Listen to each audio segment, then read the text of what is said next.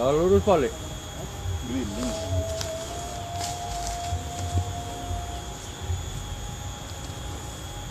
Pendek ke nggon Gampang.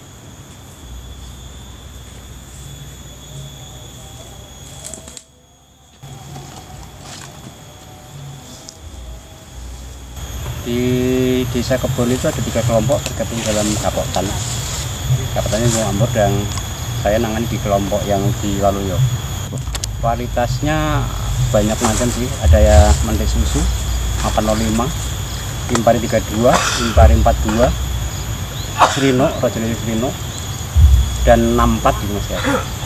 Lihat 64. Gitu. Ini panen raya di musim tanam ketiga, MT3 sudah. Produk paling tinggi di musim ketiga MT3 ini. Kemudian di musim 1, di musim 2 di tengahan itu kadang-kadang agak susah perawatannya kan di pergantian musim juga hama dan penyakitnya lebih banyak. Jadi produktivitasnya lebih rendah, paling rendah lah di 3 musim itu. Di MT2-nya. Sebenarnya RSP hanya beberapa, belum semua, itu sudah 2 tahunan lebih sih. Dari saya dulu ikut pendampingan yang melalui dinas itu juga sudah ada untuk impor ke jajar logo 21. Hasilnya ada peningkatan lebih, jadi banyak keuntungan menggunakan jajar logo 21. Kan dari perawatan, dari pemupukan dan sebagainya ada efisiensi waktu, efisiensi biaya ada. Kemudian di perawatan juga lebih mudah. Di hasilnya ada peningkatan dari yang konvensional Ubin 2020 atau 2525.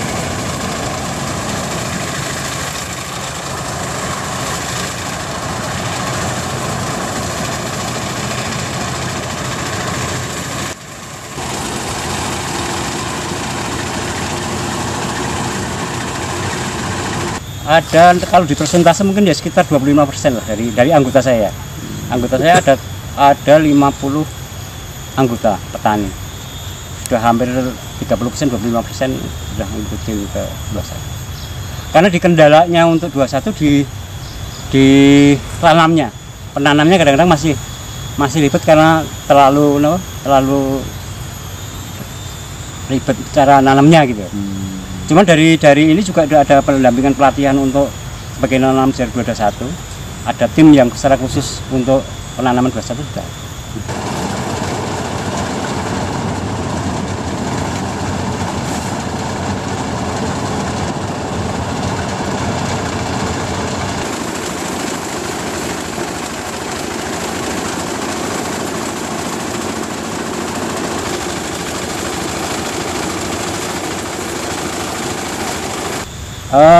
Peningkatan per karung ya, itu ada kelebihan 3-4 karung. Di tonasenya mungkin di kuintalnya 2 kintal sampai 3 kintal. Kemarin di saya yang contoh yang baru kemarin saya panen, dari luasan 2.430 sekian itu dapatnya hampir 1,8 ton. Kemudian yang luasan 3.500 itu hanya dapat 2 ton. Jadi ada peningkatan perbedaan luas hampir 600, cuman di hasilnya pun masih menang yang 25 tadi. Dari perbandingan di sebelah saya dengan konvensional yang Ubin 2020, di saya yang 21. Yang Ubin 2020 luasan 3,5 itu dapat karungannya 30. Di saya yang luasan 2.400 sekian itu dapatnya 33 karung. Jadi di beda karungnya ada 3 karung, itu di beda luas, di tonasenya hampir 5 kintalan bedanya. Kemudian juga sistem SRP kan kalau saya yang ngerasain itu ada di perlakuan, itu kualitas sama rasa beras juga lain. Cuman sayangnya saya pasar masih ngikut umum, jadi konsumen nggak bisa membedakan ini produknya SRP, produknya umum belum bisa. Cuman dari pelanggan saya yang sering ngambil beras di saya bisa membedakan. Begitu saya kehabisan stok, saya ambilkan di tempat lain, sama-sama varietas, sama-sama ininya beda gitu. Kok beda Pak? Emang diambilin dari mana? Enggak, emang ini beras saya gitu. Jadi saya cuma menyimpulkan di perlakuan banyak organik emang ada di kualitas rasa emang sudah beda.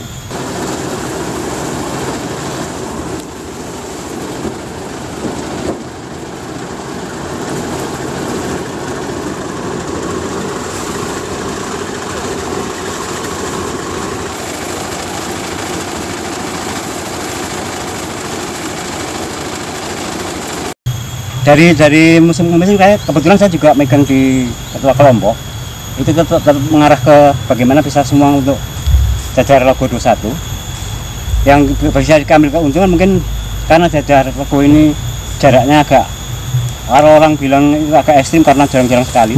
Cuman kerentanan hama dan penyakitnya lebih gampang, penanganannya juga lebih ketahanannya. Kalau yang Upin 21 itu begitu kena juga penanganannya lebih sulit. Jadi di perawatan hama lebih gampang yang 21. Dan rata-rata yang di tahun 21 agak ada ketahanan karena di penyinarannya cukup lah di yang 21. Di petani yang belum mencoba kan bingung di apa? Alatnya, alat yang belaknya dan kentengnya. Nah saya sengaja saya bikinkan belak saya ada stok 12 ada ya 12 set itu kalau dipakai untuk 3 set penanam. Harapan saya pengen nyoba saya kasih alatnya saya coba alatnya saya bilangin. Dan rata-rata yang petani masih konvensional kan budaya yang apa menanam banyak itu masih banyak. Sehingga untuk yang 21 memang di pengiritan benih pun ada pengiritan. Di penanganan di kebutuhan benih juga tidak berlebihan kayak yang lain. Sebenarnya semua bisa diterapkan untuk ASRP. Tinggal kita lihat karakter benihnya. Kalau petani kan sudah hafal, oh ini benih ini anaknya kurang, oh ini anaknya banyak. Begitu anaknya banyak itu dibikin janda lagi. Logonya mungkin bisa 50, ini bisa 20. Yang saya coba di kemarin 20, 25, 40 ternyata juga kenapa? Pertumbuhannya rapat dan hasilnya juga nggak kalah dengan yang lain. Masih ada keunggulan gitu.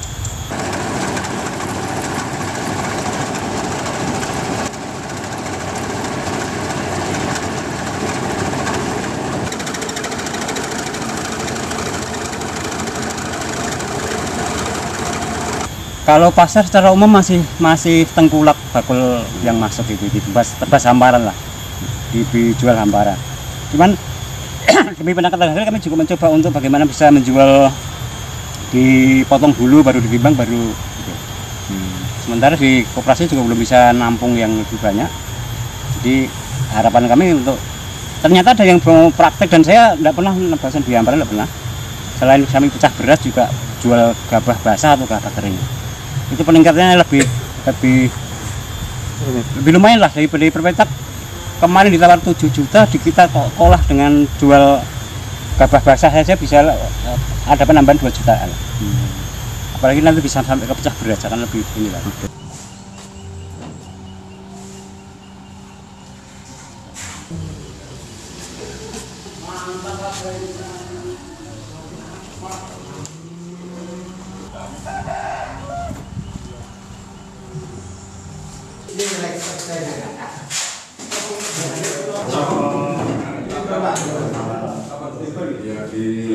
Lo sebenarnya nggak mau tahu kalau ada di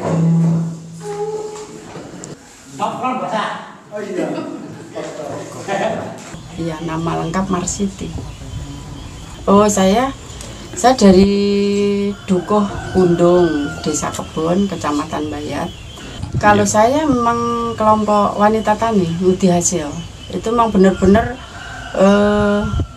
andil di sawah itu sama ibu-ibu yang lain. Yang dialami pertama kita tahu jadi lebih tahu dan lebih paham untuk penanaman, untuk pembibitan, pengolahan lahan, untuk memilih bibit. Terus kita juga sudah nggak was-was karena di koperasi itu biarpun panennya itu kena yang lain itu nggak mau menerima, SRP itu sudah koperasi itu sudah menerima. Jadi kita untuk petani itu jadi lebih semangat gitu. Ya tadinya kan memang belum tahu, satu, kedua memang kalau petani kebanyakan awam ya Mas ya. Jadi belum tahu sebetulnya kalau memang terus sampai di masuk SRP itu semua sekarang sudah bisa. Oh ini ya sedikit sih yang nggak ngikut, memang belum tahu. Tapi setelah kita perlu proses kemarin kita berjalan dengan adanya sosialisasi Kalau memang ikut koperasi itu akhirnya petani itu bisa meningkatkan panennya, terus untuk panennya juga alhamdulillah bisa melimpah gitu kalau di SRP selama ini gitu.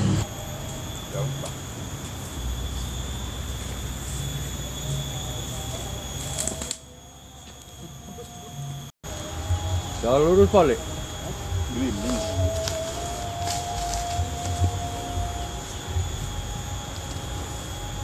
Pendek ke nggon pelem iki piye to? Kapur itu. Topi. Ya nomor satu pengetahuan ya.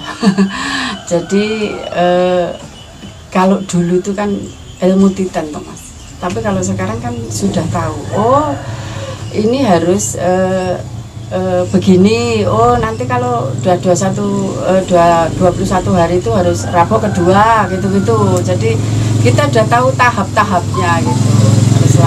Selama sebelum masuk itu kan kita sama sekali cuma titan saja. Jadi kalau oh ini kok tanamnya kok agak merah ya, wis diserbu sama rabok kimia kan gitu. Kalau sekarang kan dari awal itu sudah tahu, pengolahan lahan itu sudah tahu. Jadi sebelum menanam itu kita sudah untuk bibit itu juga sudah dirawat gitu dari awal. Jadi sudah organik juga. Jadi sekarang kimia itu sudah berkurang karena sudah tahu efeknya. Makanya kalau di sini sekarang untuk Serino itu makanan sehat karena sudah semi organik ya. Kalau suruh organik semua belum bisa karena kita perlu proses, karena ada yang kepercayaan itu tadi. Untuk petani terutama wanita tani ya yang sekarang mungkin kemarin memandangnya sebelah mata, petani kayak opo, tapi ternyata kalau memang kita itu sudah tahu ilmunya, kita untuk meningkatkan ekonomi itu cepat. Bahkan sekarang itu beras itu mencapai panen saja biasanya cuma 8.000, sekarang sudah 10.000. Jadi kan udah lebih meningkat.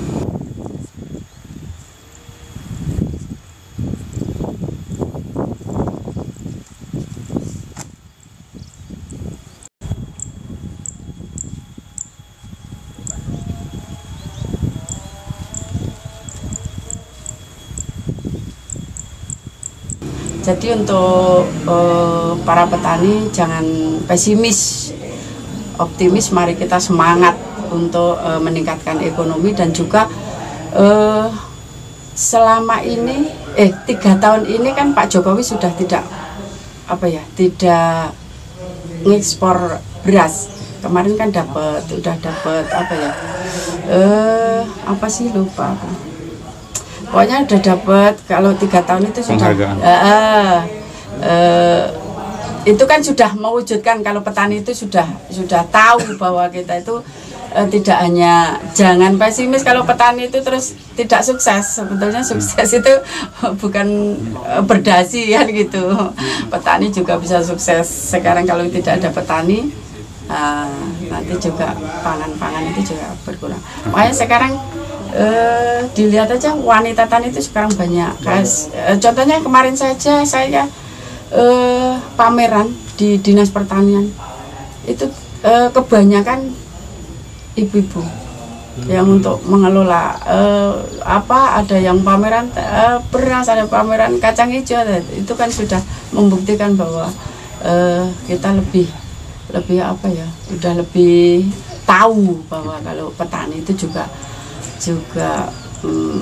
ada harapan, terutama ramah lingkungan. Ya memang betul, karena kita juga kayak contohnya ramah lingkungan dalam arti kalau ada yang di sawah-sawah itu kan ada keong, ada itu kan tidak dimusnahkan, tapi untuk kita buat mall untuk nyemprot lagi kan gitu. Jadi kita itu dari sawah untuk sawah lagi. Jadi kita yang jelas ramah lingkungan, juga hasilnya juga kita tidak mengecewakan. Kalau organik itu juga untuk kesehatan juga jelas-jelas sehat.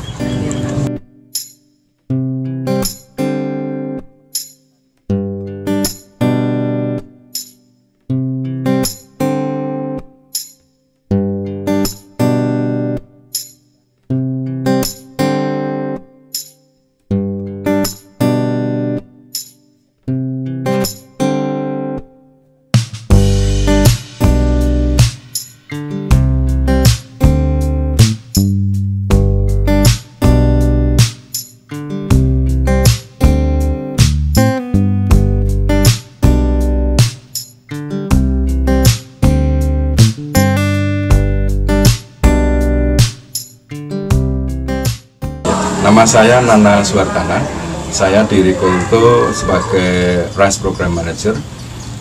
Rikolto sendiri kita ada 9 negara yang menerapkan Sustainable Rice Platform. Jadi kami melakukan budidaya beras berkelanjutan dengan standar SRP. Untuk saat ini kita di Indonesia ada 3 kabupaten yang masuk dalam program beras berkelanjutan, ada di Boyolali, Klaten, kemudian di Blitar. Kegiatan yang kami lakukan saat ini adalah kita membuat demo plot dan sekolah lapang untuk petani, supaya petani bisa memahami tentang budidaya beras berkelanjutan. Penerapan ini kita lakukan setiap musim tanam di beberapa kelompok tani. Jadi mereka berpindah-pindah lokasi supaya petani menyadari dan memahami bagaimana budidaya SRP.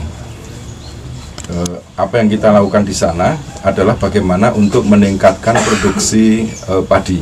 Jadi kita menerapkan standar beras berkelanjutan dengan model tanam jajar legowo sisipan.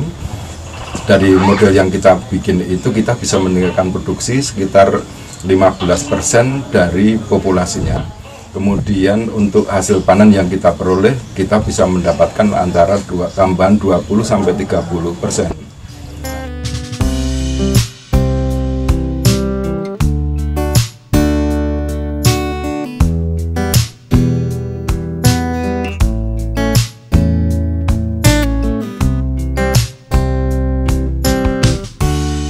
SRP diterapkan di Indonesia dengan model demplot itu kita mulai tahun 2018 kita terapkan, kemudian kita melakukan survei setiap tahun kepada petani. Jadi hari ini kita ada sekitar 1.700 petani yang melakukan standar SRP, kemudian kita melakukan survei setiap tahun untuk 800 petani. Jadi kita melihat peningkatan kemampuan petani untuk menerapkan standar SRP ini. Hari ini yang kita dapatkan ada nilai dari masing-masing petani itu rata-rata kita sudah mencapai angka 80, dari 0 sampai 100 angka 80. Harapannya kita bisa meningkat lagi menjadi 90, kemudian kita akan berusaha untuk masuk ke verifikasi SRP. Jadi nanti produknya sama seperti produk beras organik yang disertifikasi, kita akan masuk ke verifikasi SRP yang akan dilakukan oleh lembaga sertifikasi di Indonesia.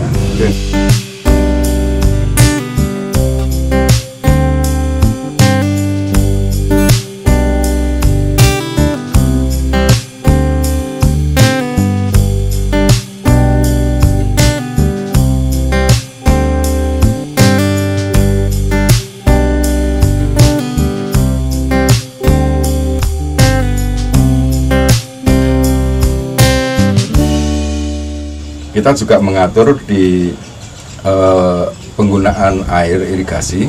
Jadi kita mengajak petani untuk menerapkan model mengairi sawah sesuai dengan pertumbuhan tanaman. Dari model yang kita terapkan ini, kita bisa meningkatkan produksi sekitar 7%.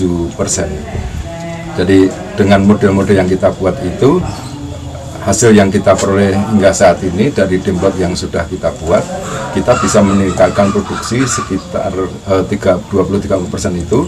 Kemudian petani merasa mendapat keuntungan. Salah satu manfaat yang kita peroleh adalah kita bisa mengurangi penggunaan pupuk N, misalnya urea, NPK seperti itu kita bisa kurangi, sehingga apa yang menjadi kesulitan petani hari ini ketika subsidi pupuk dikurangi, mereka merasa lebih nyaman karena kita juga berusaha untuk meningkatkan kesuburan tanah dengan cara pembuatan mikroba.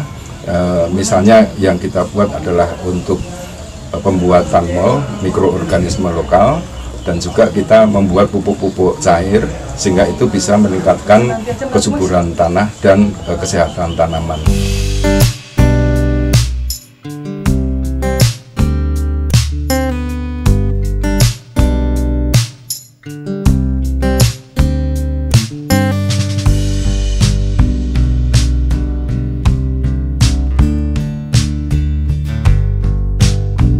Untuk di penggunaan pestisida kita coba mengurangi, kita melatih petani untuk membuat pestisida secara alami.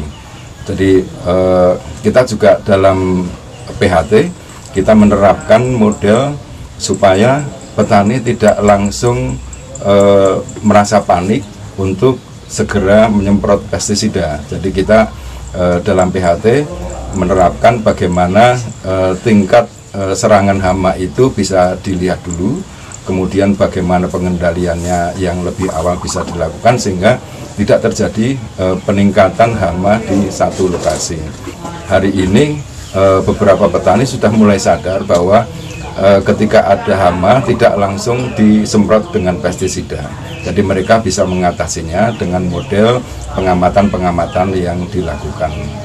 Kemudian dari segi produksi, hasil panen yang kita peroleh hari ini, kita berusaha untuk meningkatkan rendemen dari padi tersebut. Jadi gabah yang dihasilkan dari demplot-demplot yang kita miliki itu rendemennya lebih tinggi dibandingkan dengan model tanam petani yang lainnya. Jadi ada peningkatan rendemen, biasanya rendemen itu sekitar 60%, kita bisa meninggalkan minimal 70%, sehingga di segi pasar ini dari penggilingan padi maupun perusahaan-perusahaan itu mereka tertarik karena hasil panen yang diperoleh itu rendemennya tinggi. Itu yang kita terapkan.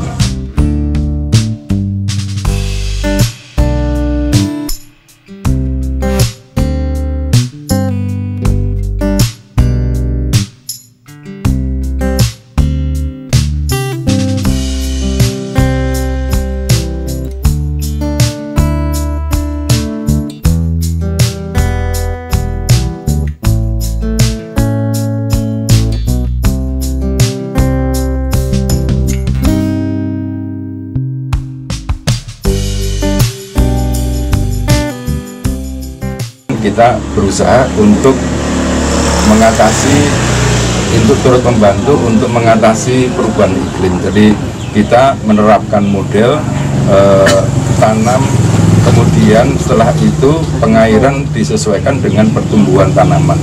Jadi ini agak berbeda dengan SRI, tetapi dari segi pengurangan emisi gas rumah kaca itu kita bisa mengurangi, tetapi dari segi produksi kita bisa meningkatkan. Itu yang kita lakukan.